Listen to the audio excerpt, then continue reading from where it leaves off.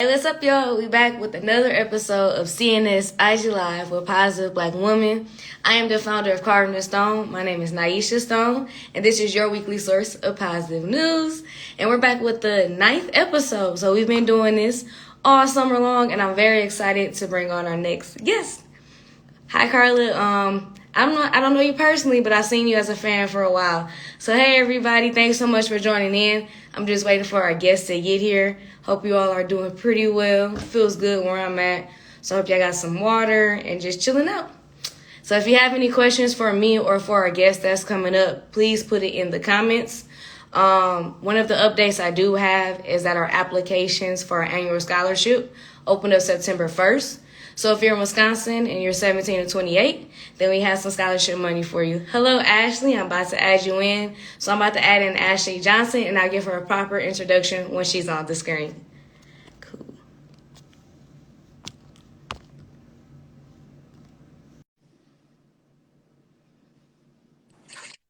Hi, Ashley. Hi, how are you? I'm doing great. How are you doing? Hi, fantastic. Thank you. Good to be here. Thanks for joining me. Absolutely. I appreciate the invitation. Cool. So today we have with us Ashli Johnson. And so I'm going to read your title because it's long and I'm not going to get it wrong.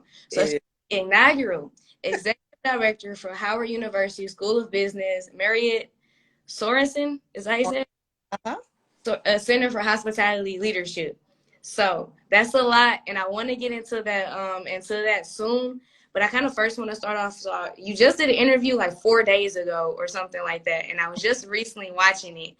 And one of the questions I was going to ask you was like, how did you get into this role? But you said it started with your dad, and that you come from a military family. So what is that experience like? Experience like being in the military, and how did that kind of lead you to just being right here right now? Yeah. So, I think people take growing up in a military family differently. I personally loved it. As a kid, we had the opportunity to live all around the world, my brother and I. And so my dad is a retired Marine Corps officer. And so we lived just about everywhere, East Coast, West Coast, North and South, and also internationally. And so it gave me, I think, a really great opportunity to meet and connect with people all around the world. And so towards the end of his Marine Corps career, his MOS, or his area of focus in the Marine Corps, shifted to food service of all things. And so I think that sort of opened the window of possibilities for myself and my brother, who also works in the greater definition of the hospitality industry. So that's how we got here. I have a lot of questions. I don't even know if I want to go into the current role or just. Do you? Huh? So the real question I have, so I have my passport. I haven't, the furthest I went is Hawaii. So I'm interested in knowing, what was it like for you being younger and being Black and traveling around the world? Was it at all any different just because you were in the military, or like what was that experience with, being with other cultures? Yeah, I would definitely say it's a lot different when you're traveling with the military, because any branch of the United States military, if they have bases overseas, it's almost like a built-in installation of Americans, right? And so although, of course, you can leave base and navigate your way around any particular area, I think it is, it's nice to sort of have taste of home, if you will, still on base. And so you're over there with lots of other military families and expats. One thing that I've learned over the years is that Black folks are everywhere, and Black Americans are everywhere. And so, it's a great opportunity. I would encourage you to use that passport, get as many stamps as you can. Yes, I'm about to be 26 next month, and I need to get out here ready. Ready.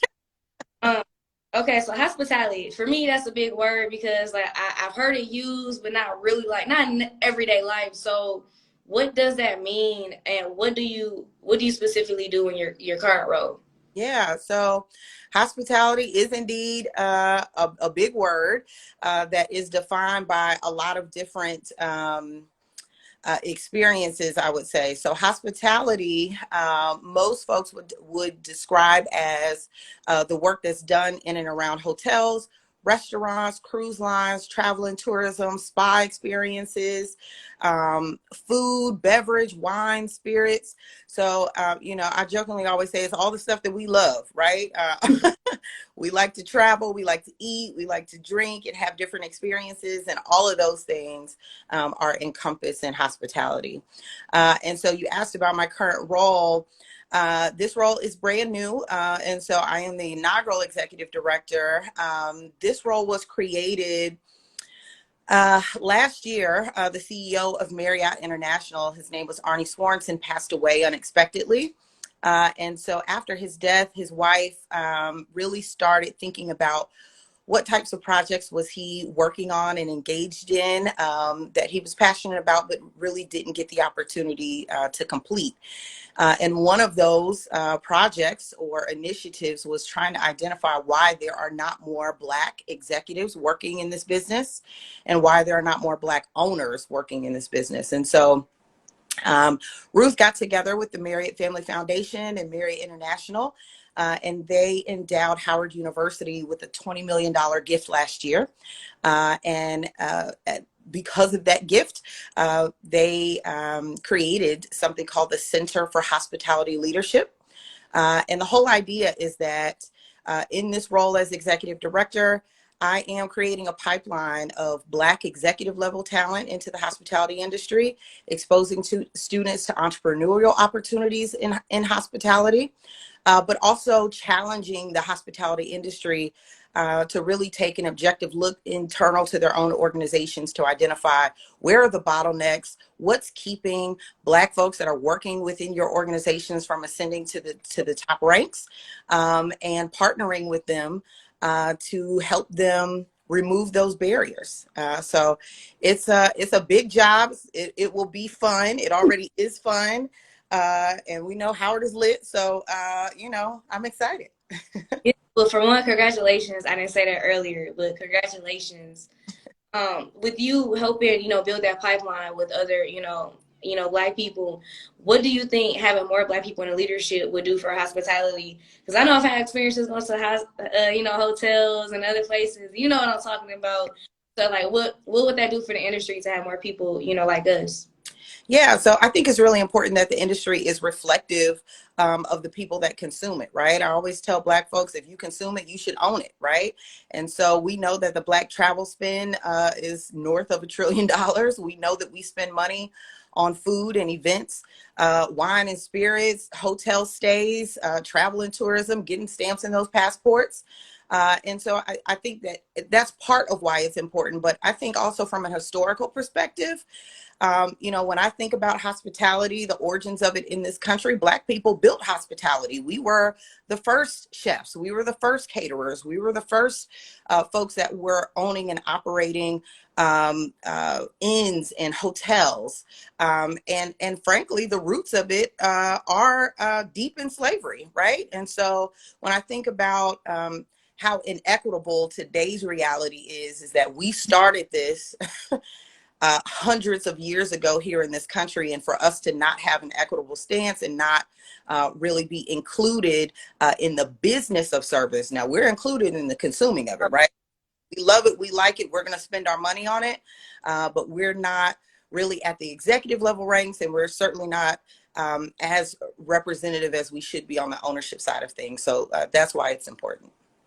So in the interview, you got like really excited talking about like hotel ownership. Yeah. So I always like watch TV shows, and there's always been like a person maybe owned a hotel, or they always stayed in hotels, but I never thought about like who the heck owns the hotel. And do you know what the percentage it is of how many like Black people own hotels, like that percentage like in the world or at all? Do you know that? Yeah, the numbers in the U.S. Are slim and dim. We are making progress. There's about 50,000 hotels in the United States, somewhere in the neighborhood of 3. Certainly less than 5% of hotels have some equity partner that is Black. So very, very small amount.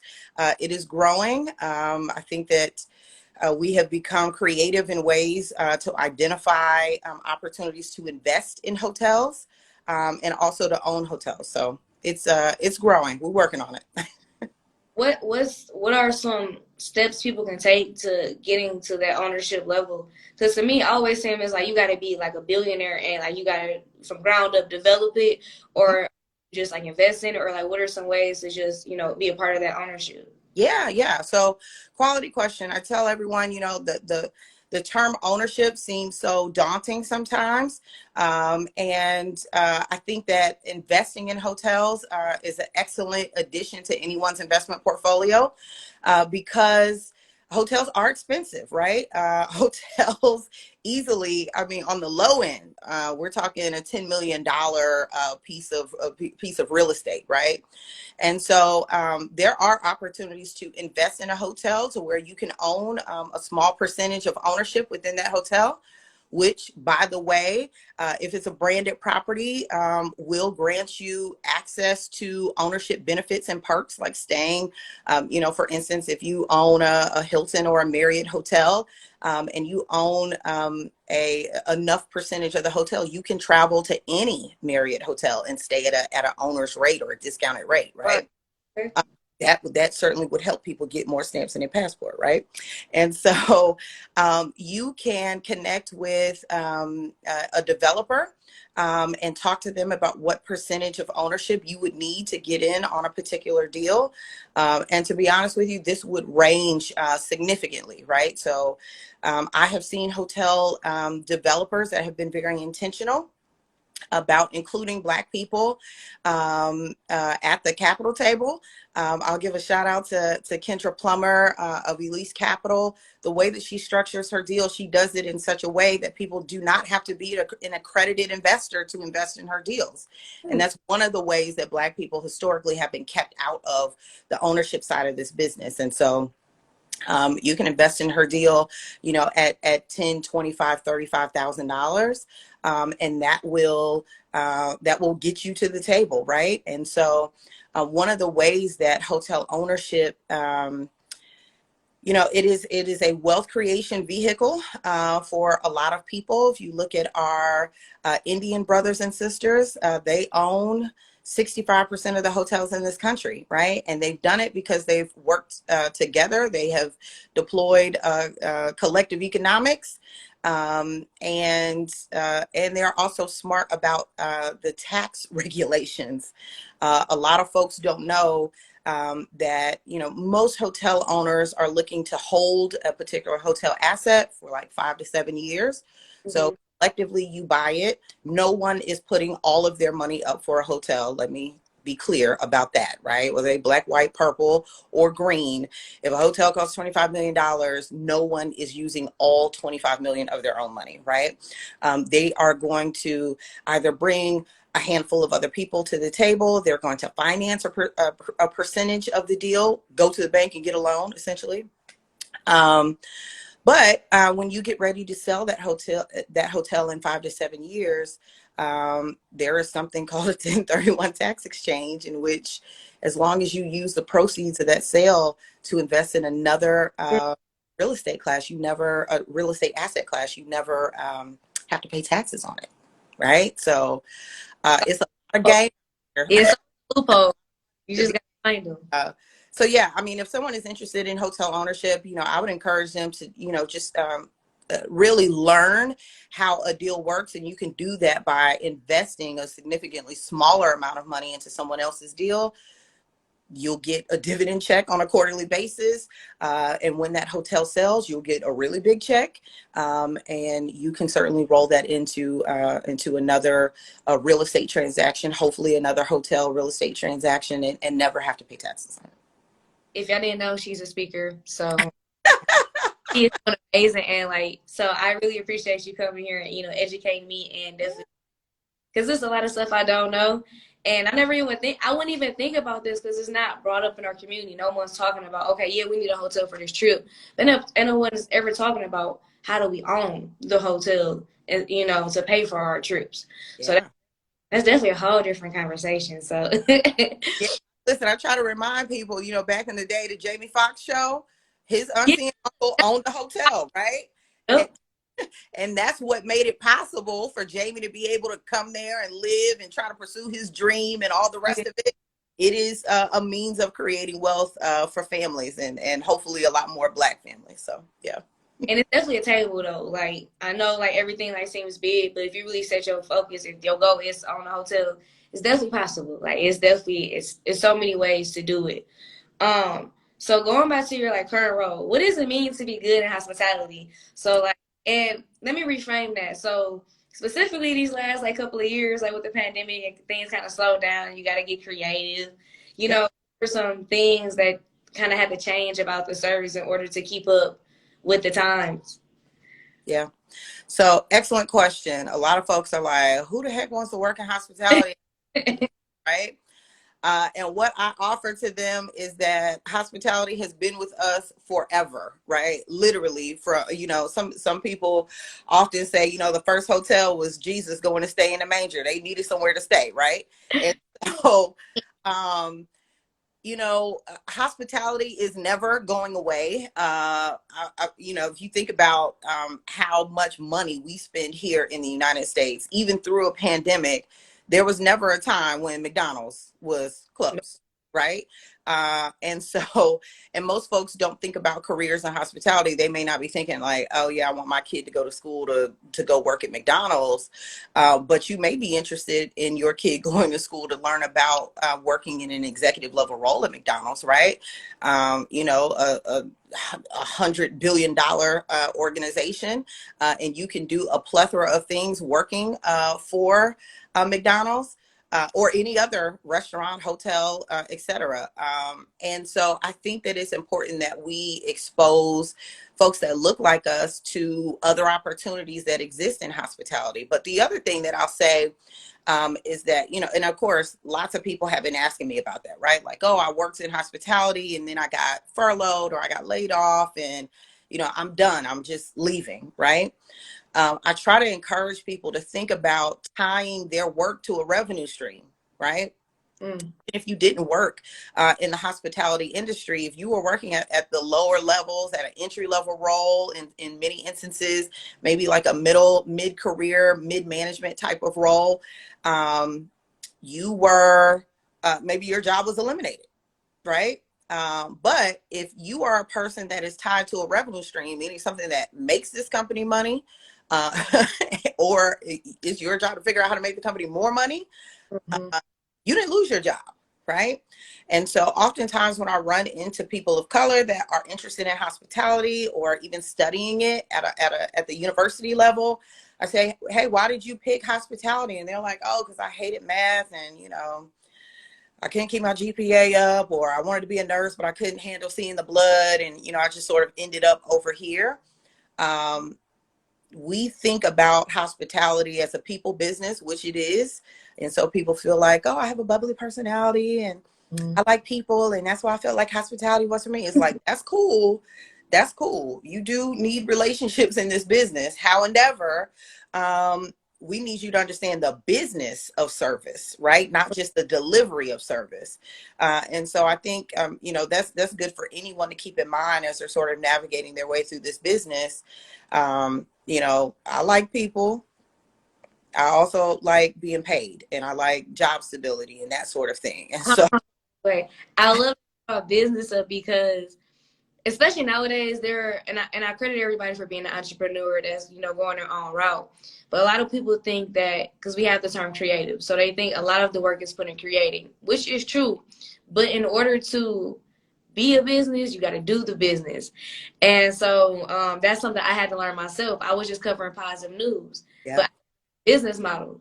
So it took me 2 years. So it's like, okay, what are you doing? Like, now you're just going to be seen as like a blog instead of a media company because you're not putting out you're not doing a business. That's exactly it. Story. Do you have the protocols, the procedures in order for somebody to reach out to you and submit their story and then return it to them? Like, do you have? And so I'm glad you brought that up because you're also an entrepreneur yourself. So bring up your side of being an entrepreneur and a businesswoman. Yeah. So, really the work that I do is all complementary to the hospitality industry. I was an independent consultant for quite some time, specifically focused on supporting Black folks that wanted to get into hospitality, wanted to get into the ownership side of the business. Most people would presume that folks that own hotels know everything about them. Maybe they owning a hotel all their lives, and 9 times out of 10, that just is not the case. They are successful business folks in their own rights. Most people that own hotels have made their fortunes in other businesses, and see hotels or restaurants or hospitality as an engine to continue growing that wealth, right? And so they know how to hire the right people to run their businesses, and they just they own it and someone else runs it, right? And so you can certainly identify people that I'm a fan of people operating in their ministry, right? And so if someone called me today and it's like, hey, I need you to underwrite this hotel deal for me, it's like, yeah, not really my ministry. Could I? Maybe. Do I want to? No, but I can most certainly put you in touch with someone that is their ministry, right? And so that's super important to keep in mind too. I see Stuffed Wings from Houston is on here. I gotta give a shout out to my people down in Houston. And you're right, hospitality is most definitely a people business. I think most people just assume it's about, being nice, sweet, and hospitable, but it's also a people business in terms of having the right people on your team. To your point, building out a business model that works for the idea that you have, having the right attorney, having the right accountant. Oh man, yeah. Those are all people also in the business. You need business insurance. Oh my God. Yes. Ooh. Yes. And I'm like, God dang, how many more business deals do I gotta pay? Like, I'm gonna be very transparent. I did not know. So I have an attorney. Shout out to her. Yeah. I did not know every time. Like, so I thought, yes, whatever. So I thought, like, okay, so she did a contract for me. So I thought, you pay for the contract. So I paid for the contract. I didn't think that you pay every time you get on a call with them. Dude, the bill ran up. The billable hours, absolutely. Okay, you can bill people too, but I say I'm still paying on that bill. Let's say that, because I'm gonna be honest, like, and it's business stuff that people don't talk about, but everyone says about followers and stuff like that. But no, it's really about like what is behind the scenes. Are you doing the back end work? So when people do come to your page or your website, it looks like everything's together, but on the back end, you really put in the work. You're making sure that deals are closing. You're having those meetings, and a lot of people aren't taught that. Like I had to go through an accelerator program, and so you started your own. So can you talk about that? Yeah. So I think it was 2017 when I started an organization called HLT 100, Hospitality Leaders Today. And frankly, started that because I was tired of seeing young Black professionals lost in the sauce in hospitality. I would be meeting these people that are maybe 3 to 5 years post graduation, and they're like, yeah, I thought that this job was one thing, it's something else, and I can't figure out how to find another job. I can't figure out how to get promoted. And I'm thinking, what were you learning in school all this time, right? Or leverage what you paid for your degree. You can't find another job, you better dial up career services. They support alum, right?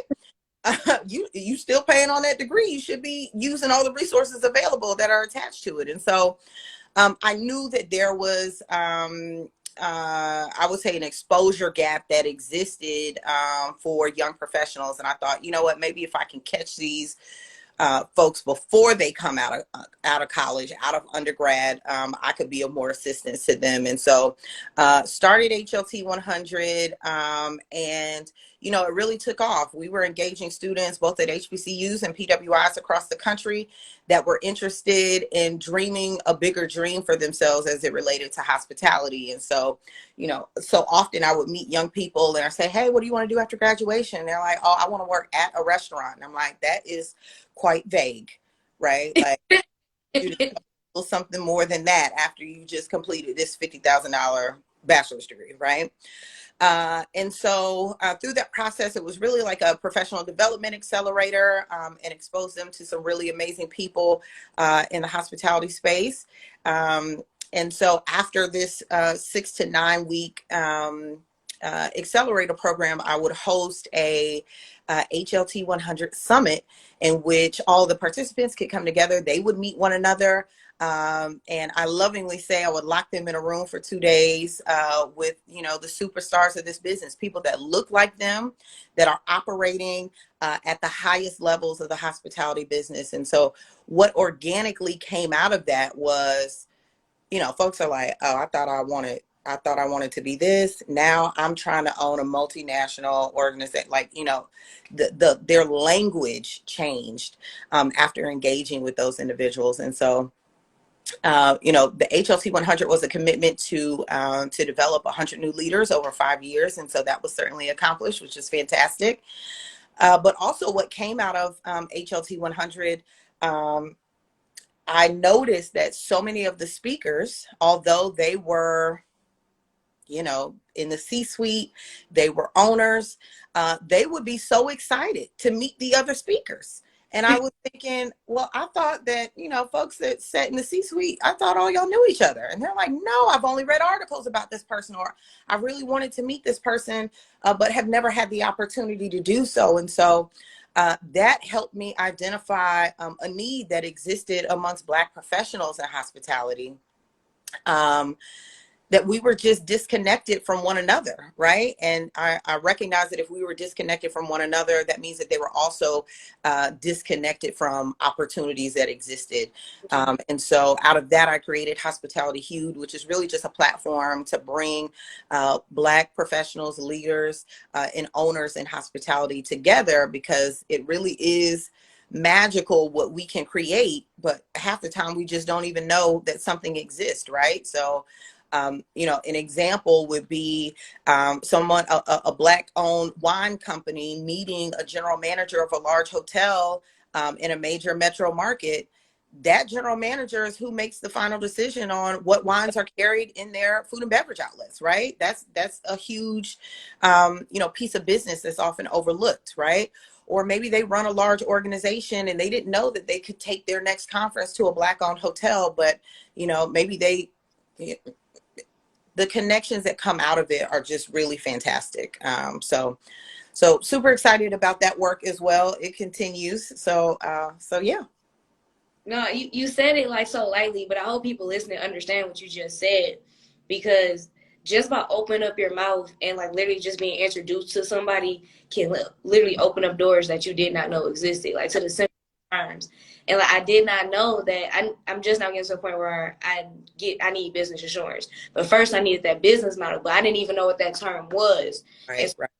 Term, now that changed my whole perspective on things. So by you connecting that person to that person, they're like, oh, I didn't have barcodes yet, so now I need to create a system where I need barcodes and everything is being analytically tracked. So like I understand all of that stuff now, and I hope people listening, or the more people you interact with, it's just like it's so many things that you don't know, but there are so many people out here who can tell you and are willing to tell you, but you still got to speak and be willing to say, hey, I'm interested in this, but I really don't know too much else. Exactly. I find oftentimes that people don't even they don't even know what they need. But just in engaging someone in conversation to let them know what you're building, what you're interested in building. If you're talking to the right folks, they will likely be coming up with all sorts of things that probably you haven't even started to think about. That reminds me of a conversation I was having a couple of years ago with someone, sort of like complaining like, oh, there's never any Black people on Shark Tank. And I'm like, there are not enough of us who understand our businesses enough to be right. And so I often use the example of, everybody knows somebody that makes great sweet potato pie, right? And maybe these folks have started selling the sweet potato pies over the holidays, but do we really understand the food cost of it, right? It's like, oh, all I know is I made, I don't know, extra $5,000 over the holiday season because I started selling my pies. And it's like, but how much did you spend? How much time did it take? And I'm 25, and I was arguing with my mentor when he was just saying, like, you need to be able to go to these people and say, like, from the ins and outs of your business. You need to be able to understand it. And I'm like, I do. I cover positive news. That's it. Duh. But he like, oh, like you're not understanding what I'm saying. And like it got to the point where I got two different audiences. I got my customers and my readers. And I didn't even know that until I broke down my business. And now if anybody asks me a question, well, I know we don't have this, but I'm working on it, but at least I know that. And so that's really cool that you're teaching that and having these conversations, because I'm lucky enough to have met someone at a, in my early 20s to help me. So now, 5 years from now, I could be well better off. But it's a lot of people, you go to school, you get that degree like I did, and I just went for journalism. I didn't like what I was doing, so I started my own business. I didn't mean to happen to stumble to somebody. How often does that happen? Right. But there are white people that grow up and they have these conversations at the table every single day. Yep. Every single day. So how do we start to begin to have more of these conversations just casually, and it doesn't, because sometimes I feel like I'm talking too much about business because a lot of people aren't in this world. So how do you make it like more digestible where it's kind of more common talk? Yeah. I think it has been somewhat easy for me because so many folks that are certainly in my immediate circle are business executives and business owners. And so, one thing that, I'm really grateful for my tribe for is that we are super comfortable talking about money. Right. And so just naturally, I mean, now listen, the span of conversation could cover anything from the city girls to what we're investing in next, right? And so there is a considerable range that exists there. But I even encourage people, if everyone has a job, I mean, I cannot stress enough, friends need to be talking about salary. Yeah. So I think historically in our communities, it has just been so taboo that you don't tell people what you make. And, you just really don't want to be that transparent about your finances and about money. But what I certainly have found is that you don't know what you're not making.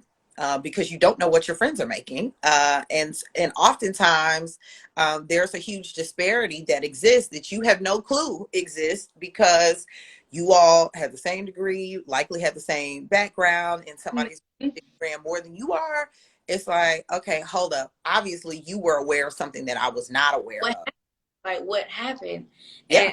And I just saw an interview with Kevin Hart. I don't know how old it was. He was just saying when a lot of times people get to the top, and especially in our community, and we kind of just like, we get addicted to that power and don't always necessarily try to make it easier for someone else. So if I had to jump through all these hoops to win this pitch competition, I'm not going to tell you exactly what they really wanted, even though I'm going to tell you, hey, this would a pitch that looked like, but I'm not going to tell you. But they really looking for this though.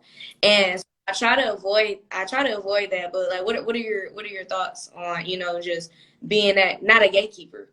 Yeah. So, any event that I ever host, any speaker that has ever showed up at HOT 100 or Hospitality Huge, everybody that I engage with, I make it very clear. When we're talking about building, growing, expanding, developing ourselves and businesses, we don't have time for these flowery stories, right? So I encourage folks to be as candid as possible because, and really that came out of sheer frustration of, when I was sort of coming up, I would, be so excited to go hear, I don't know, someone speak at a conference, let's say. And, when they start asking things like, oh, well, so-and-so, how did you build this remarkable career? And people start telling you foolishness like, I stayed down. I work 10 hours every day to get no, I never ate. Hard work, you're going to lose some sleep. And, hopes and prayers is what got me to where I am. And it's like, no, let's reverse engineer this. I need you to help me understand, why did the bank tell you no the first time, right? What did you go back and correct? Who did you talk to exactly? What relationship made the actual connection to make this thing go to the moon, right? Like, we got to stop making it sound so sexy even. Like, Oh yeah, well, if you just work hard and trust God, it's like we gonna trust God. Okay, we've been doing that. How endeavor, I know actionable steps, right? Of who I need to talk to. Who else do I need to add to my team? What is missing in this equation? I want to grow and expand. Like, how do I do that? How do I take my business to the next state over? And so we have to, I think as a community, have to commit to your point, not being the gatekeeper, and not, making people feel like I see a lot of sometimes the seasoned saints, as I like to call them, will try to explain to a younger professional. It's like, oh, you just got to put in the time. You got to pay your dues. It's like, No. no. No, when I started attending a conference, the National Association of Black Hotel Owners, Operators, and Developers. I think my very first conference, I was 19 years old. I didn't know nothing about nothing. I just saw that something said Black and hotel owners. I didn't know what it was. I didn't even know that people could own hotels at that time, right? And so when I went there, my mind was blown. Like, first of all, people own hotels. Secondly, Black people own hotels. Like, just blew my mind because I was not learning about it in school. It was not in one textbook that I paid $300 for, right? And so when after I got more involved and engaged in the organization, by the time I was ready to graduate from undergrad, I started thinking, okay, most of these people that own hotels are, 30 years my senior, right? These folks have lived a life. And I thought, if I'm spending enough time with y'all, I should be able to accomplish everything that you've done in minimally half of the time, right? And so that was the conversation that I had with a lot of those early mentors. Is like, listen, don't sell me the game, give me the game, right? So don't don't hit me with the, well, you just stay focused and So like don't be scared to ask for help. But then when they say, hey, this is the steps, do them steps. There have yeah, been times I saw people like, there ain't nobody helping me. Like, I'm, from Milwaukee, ain't nobody here. There are no resources. But how about just get a few thousand from them after working, this relationship took a whole year to build, first of all. Then exactly. something, some free stuff or whatever. And then now here's this business, here's this relationship. I feel like it's like, I want to get paid now, or not even that. I just don't even want to put in the work. Right. Good, so I should just get paid for that. But it's like, no, there are, on both ends there has to be respect, and like both people should be working. It should not just be like, well, just because I'm Black or just because I know this person. No, like you should be able, at the end of the day, no matter what, put in the work. But then don't make me work too hard though. Like, I know what you went through, but make it a little bit easier. Yeah, let's not make it unnecessarily difficult here, right? I try to encourage people, you hear people say build relationships, network, all of this here, and that is crucially important, right? And I try to remind people that you have to bring value to that relationship, right? A lot of people want to be connected to someone who is, light years ahead of them in terms of business. And so it's like, okay, well, you want to holler at Oprah. The conversation can't be, hey, Oprah, I want to be just like you in 30 years. How can I do that? You've got to add value to the conversation. Miss Winfrey, pleasure to meet you. I am, enamored with your business model, but was thinking, have you ever considered adding X to your portfolio? And here's why I'm asking this. And here's how I know that this is going to be a benefit to you. That is how you intrigue someone into saying, hey, I want to pour into this person. I want to invest in them with my time and my talent, right? And so, yeah, I always encourage people. I'm happy to have a conversation with anybody, anytime. I probably allocate probably 15 to 20% of my time on a weekly basis, just pointing people in the right direction, right? And so often people want to say, oh, well, hit my Cash App and then maybe we could talk for a few minutes. And it's like, it's not necessary. Not when we 400 years behind. I don't have time to be trying to tax you on information and resources that I can share freely. Yeah, and it's not hurting me. It's like, why have this information if I'm not sharing it? To the people that are tuning in, my name is Naisha Stone. This is Carving Stone. This is our new video series, CNS IG Live with Positive Black Women. Today we have Ashli Johnson, and she is in the hospitality field. She has 20 years of experience, which I think is amazing. What's some major things, good or bad, that has really changed about the industry? And can you name examples of why things have changed, or is it just because of times? Yeah, so, I think one of the biggest sort of buzzwords, hot topics of conversation really happening in the world right now, but specifically in the States and certainly in the hospitality industry is like DEI, right? Everybody wants to have a conversation about diversity, equity and inclusion, belonging, all sorts of titles surrounding this. And so, I'm just coming off of an event this week that was out in Idaho with a lot of people that did not look like me, right? I know. Right. But these folks are sitting in the C-suites of some of our favorite brands, right?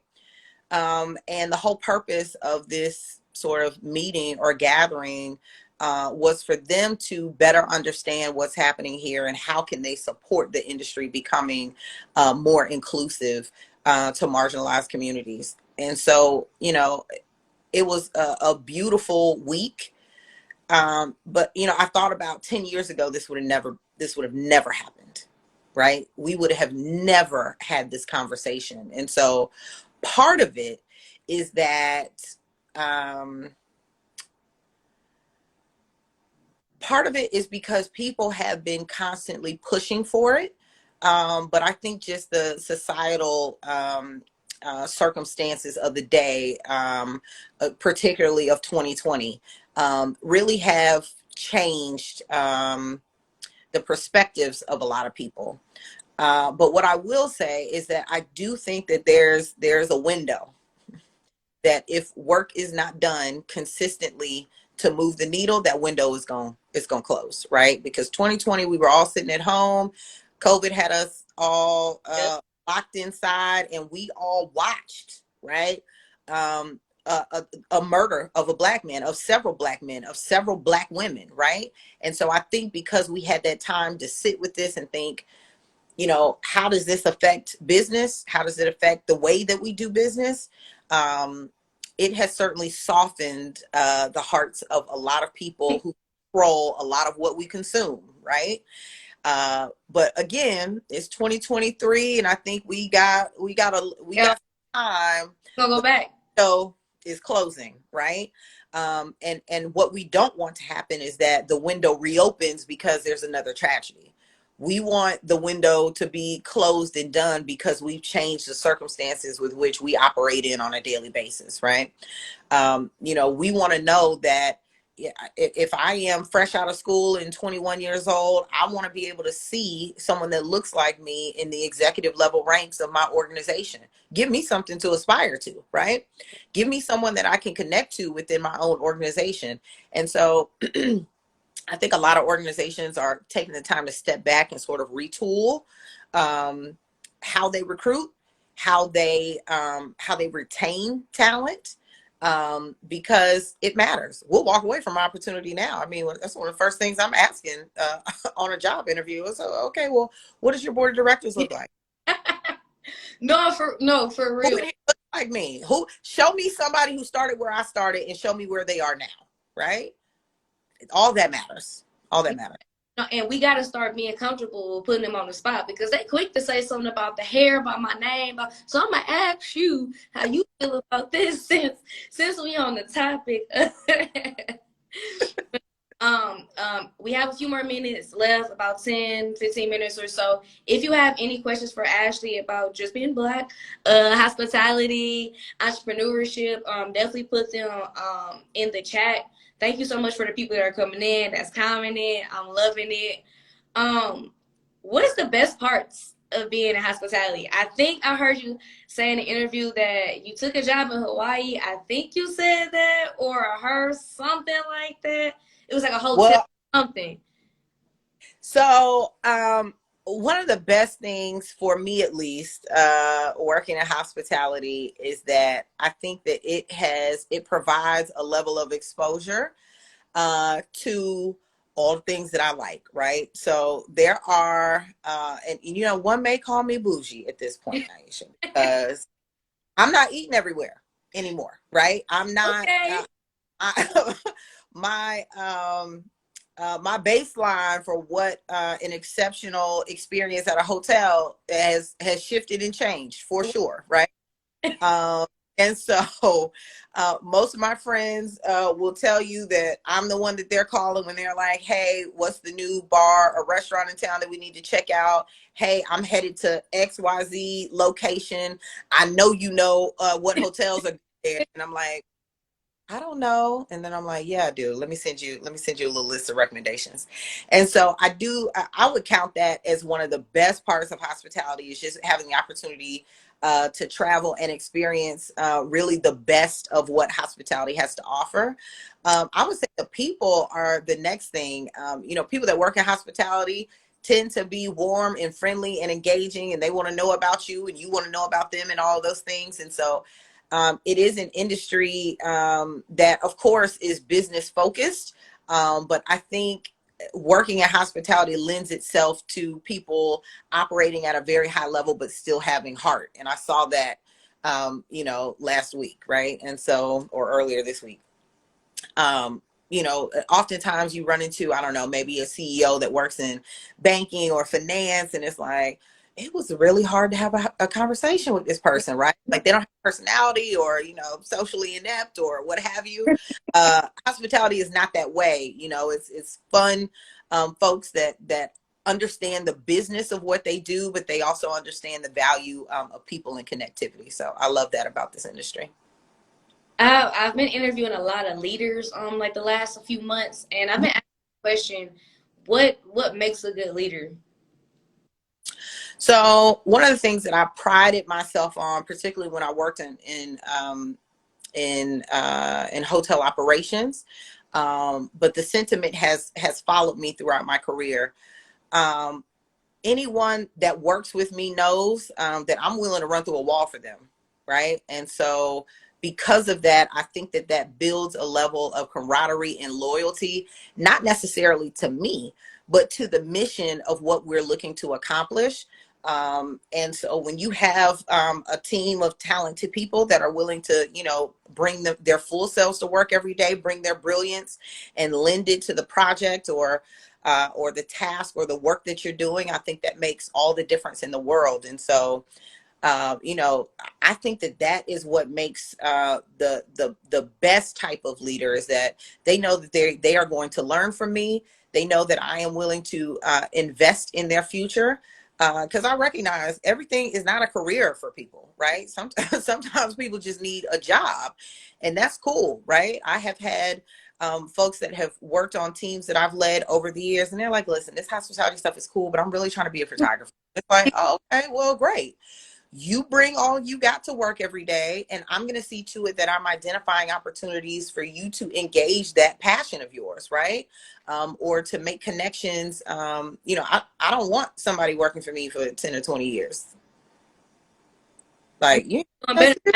You need to be you need to be elevating, and I need to be elevating. So absolutely, absolutely. And so, you know, I think people, you know, certainly see that I'm willing to pour into them, really on a daily basis, and on a consistent basis. And I think because of that, you know, people can appreciate the work and the mission of what we're trying to do. And so, yeah, leadership is not a textbook thing at all. It is about connecting people to purpose and connecting them to the mission of the work. well, by how the way you're speaking and looking at your past work, you're a really good leader. Well, thank you. And from somebody watching, as we're moving into a more digital world, is there an opportunity to bridge the gap between hospitality and the IT industry? For example, hospitality IT programs for students. 1,000%. So one of the really unique things about the work that I'm doing at Howard University is that we are not conferring hospitality management degrees. We are developing business leaders to lead the hospitality industry. So we are recruiting architecture students, engineering students, finance, supply chain management students, because you can do a myriad of things in hospitality, and IT and tech in particular are rapidly growing parts of our business. We need more Black folks in tech, in hospitality. I mentioned before, you can do just so many things within hospitality. And I tell folks, hey, I personally probably would not find being an accountant very exciting. But if I had to be an accountant, let me be an accountant working for a hotel company where I get to visit different properties, where I get to physically see and understand how my work is impacting the greater operation on a daily basis, even from a corporate level. And it's the same way with IT. It's like you could go work in high tech and sit in a dark room looking at multiple screens. That's cool. Or you could be helping folks. You could be helping organizations create digital products that make it easier for a customer or the end user to enjoy something. So I see that Nia is on here. Nia works in a tech focused role at Chick-fil-A, right? It's like you thought that them computers just showed up out of nowhere and the app developed for fun, right? Like, we know that tech overlays with hospitality and the customer experience of hospitality, right? Think about now you can check into a hotel room and never need a hard, like the plastic keys that kind of look like a credit card. There are people that work for these brands that develop apps where you can order food or, check into a hotel room or So yes, there is a major opportunity that exists in tech and hospitality at the intersection of those two things. And not just hospitality, Black people, we definitely, I'm going to constantly push the message. We need to be more and more and more and more in tech with everything from us walking into the room and it adjusting to our body heat, to us just being able to use our phone to pay for something, having like NFTs. I mean, like yes. The water faucets. I mean, like create stuff for hair to make it. I mean, there's with tech and just like I don't know too much about it. I run my website and I do more things, but now I need to hire somebody, to do that. Why not hire Black? But we need to, support that and let people know, like hospitality, tech, media. There are so many opportunities for us not to be just servicing the people, but only it and managing it. But we have to take the steps to get to managing. Absolutely. Yeah. So they're going to kick us off soon. In all my interviews, when people rewatch this interview, what do you want them to get from this? I want them to know that they can step into a space where they can enjoy consuming a product or a service through hospitality, and also own or invest in that, right? You can do both. I love that. Well, thank you so much, Ashley. This is the 9th episode of CNS. No, thank you.